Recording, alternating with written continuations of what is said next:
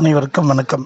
எல்லாம் வல்ல இறை பரம்பொருளை வணங்கி அஸ்ட்ரோ ஸ்பிரிச்சுவல் யூடியூப் சேனலிலிருந்து ராம் தர்ஷன் பேசுகிறேன். இன்றைய பதிவு ஒவ்வொரு நட்சத்திரங்கள் மொத்தமாக 27 நட்சத்திரங்கள் உள்ளன அல்லவா? அவை ஒவ்வொன்றுக்கும் நட்சத்திரக்காரர்கள் என்னென்ன பரிகாரங்கள் செய்தால் வெற்றி பெற முடியும் என்பதை இந்த பதிவில் பார்க்க இருக்கிறோம். அஸ்வினி நட்சத்திரக்காரர்கள் யமகண்ட காலத்தில் அவ்வப்போது குதிரைகளுக்கு, கொள்ளு மற்றும் ராஜாளி பறவைகளுக்கு தானியம் விட வேண்டும். அதனால் தோஷம் நீங்கும். பரணி நட்சத்திரக்காரர்கள் யானைக்கும் யானை பாகனுக்கும் உணவு தானம் வழங்குவதும், காகத்திற்கு அன்னம் அளிப்பதும், வீட்டில் நெல்லி மரம் வளர்ப்பதும் தங்களுக்கு ஏற்படும் அனைத்து தோஷங்களையும் நிவர்த்தி செய்யும். கிருத்திகை நட்சத்திரக்காரர்கள் ஆட்டுக்கரை உண்பதை தவிர்த்து அத்தி மரம் வளர்த்து மயில்களுக்கு இறை அளித்து வர தங்கள் ஜாதகத்தில் உள்ள அனைத்து தோஷங்களும் நிவர்த்தி பெற்று வாழ்க்கையில் புதிய உச்சத்தை தொடரலாம். மேலும் தங்கள் சகோதர சகோதரிகளுக்கு ஆதரவாக இருந்து செயல்படுங்கள். ரோகிணி நட்சத்திரக்காரர்கள் நாகத்தை வணங்கி புற்றுக்கு பால் ஊற்றுவதும், நாவல் மரத்திற்கு நீர் விடுவதும், நாவல் மரத்தை தல விருட்சமாக கொண்ட கோயில்களுக்கு செல்வதும், வீட்டில் ஆந்தை படம் ஒன்றை வாங்கி அதனை தினசரி பார்ப்பதும் தங்களுக்கு ஏற்படும் அனைத்து தோஷங்களும் நீங்கி வாழ்வில் வளம் பெறுவார்கள். மிருகசீரிடம் நட்சத்திரக்காரர்கள் புற்றுக்கு பால் வளர்ப்பதும், கோழி மற்றும் சேவலுக்கு இறை போடுவதும், பிராமணர்கள், குழந்தைகள், சன்னியாசிகளுக்கு ஆடை மற்றும் உணவு தானம் அளிப்பது நல்ல பலனை தரும். மேலும் கோழி இறைச்சி தவிர்ப்பதும், உலக்கையால் உருளை இடிக்காமல் இருப்பதும் அவசியம்.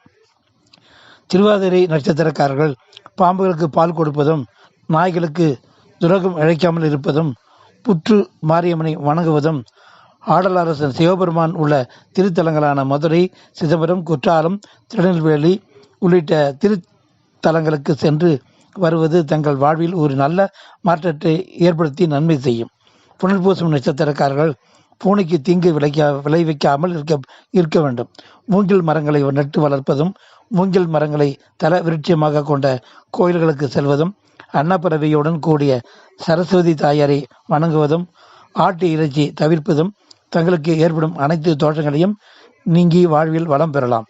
பூச நட்சத்திரக்காரர்கள் தனது நட்சத்திர விலங்கான ஆடுகளை வளர்ப்பதும், ஆடுகளை உணவில் எடுத்துக்கொள்ளாமல் இருப்பதும், அரச மர விநாயகரை 108 முறை வலம் வருவதும், காகத்திற்கு அன்னம் படைப்பதும், திருச்செந்தூர் முருகனை வழிபடவும் தங்கள் ஜாதகத்தில் உள்ள அனைத்து தோஷங்களையும் நிவர்த்தி செய்து நல்ல முன்னேற்றத்தை ஏற்படுத்தும். ஆயில்யம் நட்சத்திரக்காரர்கள் பூனைக்கு தீங்கு விளைவிக்காமல் புன்னை மரத்தை நட்பு வளர்ப்பதும்,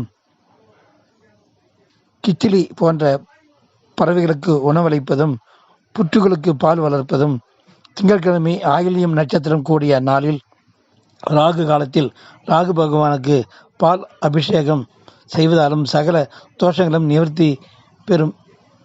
மக நட்சத்திரக்காரர்கள் ஆலமர விநாயகரை வணங்குவதும், கருட பகவானையும் கருட தரிசனம் செய்வதும், யம தர்மராஜாக்கு சிறப்பு அர்ச்சனை செய்வதும், பித்ரு தேவதைகளான முன்னோர்களை வணங்குவதும், தினசரி சூரிய நமஸ்காரம் செய்வதும், 2 மற்றும் 4 கால் பிராணிகளை வளர்ப்பதும் தங்களுக்கு ஏற்படும் அனைத்து வித தோஷங்களும் நிவர்த்தியாகும்.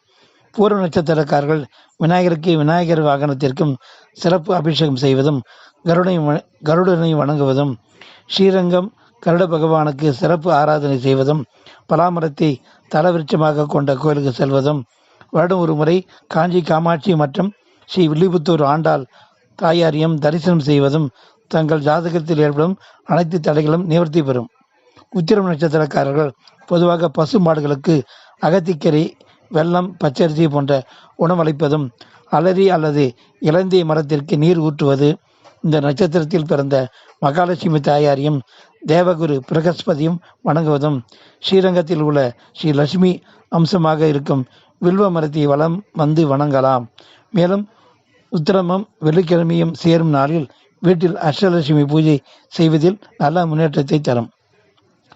அஸ்த நட்சத்திரக்காரர்கள் பருந்து பறவைகளுக்கு விருந்து வைப்பதும், பெண் எருமைக்கு உணவளிப்பதும், திருப்பயஞ்சிலை சென்று யமதர்மராஜாவை வணங்குவதும், தினசரி சூரிய பகவானை வணங்குவதும், காயத்ரி தேவியின் காயத்ரி மந்திரம் சொல்வதும், அத்தி மரம் வளர நீர் ஊற்றுவதும், சூரிய பகவான் மனைவி மக்கள் என குடும்பத்துடன் இருக்கும் கோயில்களுக்கு சென்று வணங்குவதும் தங்கள் வாழ்வில் எல்லையற்ற இன்பத்தை பெறுவார்கள்.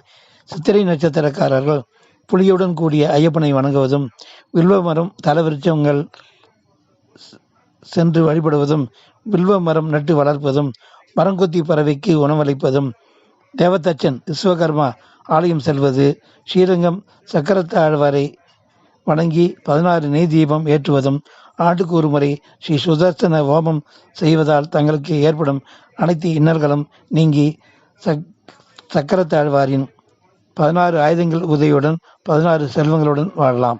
சுவாதி நட்சத்திரக்காரர்கள் எருமைக்கு உணவளிப்பதும், மருத மரத்திற்கு நீர் ஊற்றுவதும், தேனீ கூடுகளை பராமரிப்பதும், தினசரி தேன்கூடு படத்தை பார்த்து வருவதும், மருதமலை முருகனை தரிசிப்பதும், தனது காலடிகளின் கீழ் எருமை மாட்டுடன் இருக்கும் காளி தேவியை வணங்குவதும், செவ்வாய்க்கிழமை சுவாதி நட்சத்திரத்தின் கூடிய ராகு காலத்தில் நரசிம்ம பெருமாளை வணங்குவது தங்களுக்கு ஏற்படும் அனைத்து துன்பங்களும் நீங்கும். விசாக நட்சத்திரக்காரர்கள் விளாம் மரம் நட்டு வளர்ப்பதும், செங்குருவி போன்ற பறவைகளுக்கு உணவளிப்பது, புலிமேல் அமர்ந்த ஐயப்பனை வணங்குவது, மதுரைக்கு அருகே உள்ள திருமோகூர் கஜேந்திர வைபவம், காஞ்சிபுரம் கருட சேவை தரிசனம் செய்வதும், திருச்செந்தூர் கடற்கரையில் சந்தன மலையில் அமைந்திருக்கும் சுப்பிரமணிய சுவாமியை தரிசனம் செய்வதும் தங்களுக்கு ஏற்படும் அனைத்து நோய்களும் தோஷங்களும் நீங்கும். அனுஷ நட்சத்திரக்காரர்கள் மான் பொம்மை அல்லது படம் வீட்டில் வைப்பது, மகிழ மரம் நட்டு வளர்ப்பது, வானம்பாடி பறவைகளுக்கு உணவு வைப்பது, ஸ்ரீ லட்சுமி நாராயணனை வணங்குவது, திருநறையூர் உள்ள நாச்சியார் கோயில் சென்று பெருமாளுக்கு உடைய கருட வாகன சேவையை தரிசனம் செய்வது, பிராமணர்களுக்கு நல்லெண்ணெய் தானம் செய்வதும் வாழ்க்கையில் நல்ல முன்னேற்றத்தை கொடுக்கும்.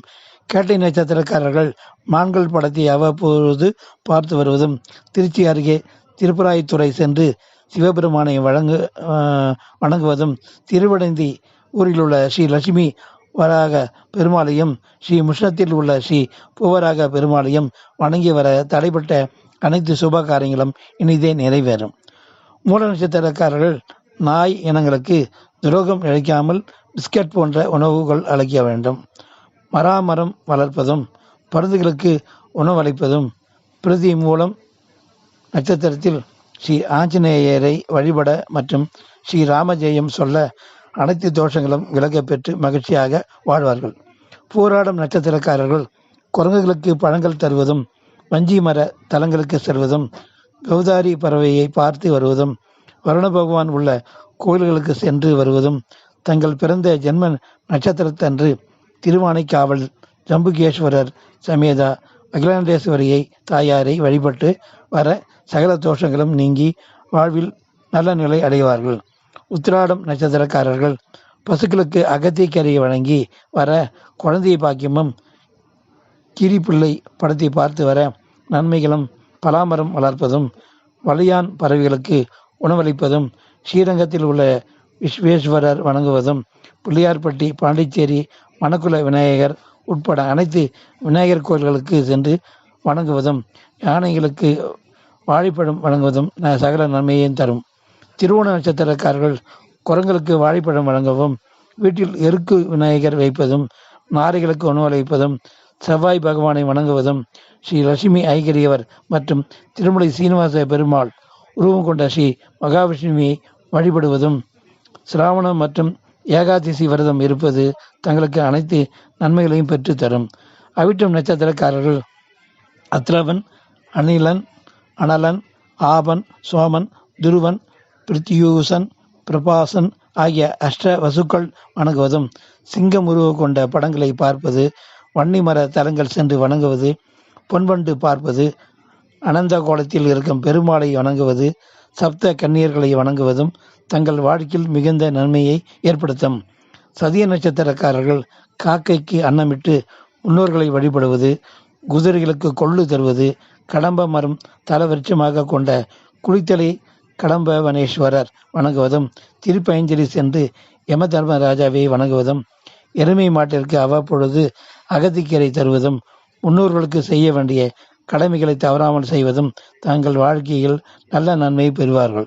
பூரட்டாதி நட்சத்திரக்காரர்கள் வியாழக்கிழமைகளில் லட்சுமி குபேர பூஜை செய்வதும், சிங்க வாகனத்தில் இருக்கும் காளி தெய்வத்தை வணங்குவதும், உள்ளான் பறவைகளுக்கு உணவளிப்பதும், சித்தர்கள் ஜீவசமாதிக்கு அமாவாசை பௌர்ணமி நாட்களில் சென்று வர தங்கள் வாழ்வில் அனைத்து வளங்களும் பெற்று வாழலாம்.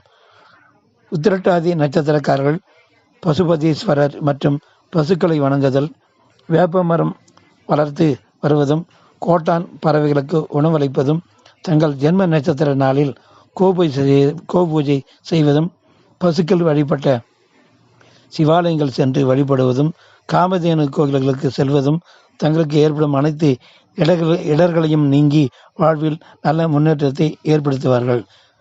கடைசியாக ரேவதி நட்சத்திரக்காரர்கள் யானைக்கு வாழைப்பழம், கரும்பு வழங்குவதும், சிவபெருமானுக்கு எலும்பை எண்ணெயால் தீபம் ஏற்றுவதும், தாங்கள் பிறந்த தமிழ் மாதம் ஜென்ம நட்சத்திரம் அன்று ஸ்ரீ ரங்கநாதர் மற்றும் ரங்கநாயகி தாயாரையும் வழிபட வாழ்வில் நல்ல உயர்ந்த நிலை செல்வார்கள்.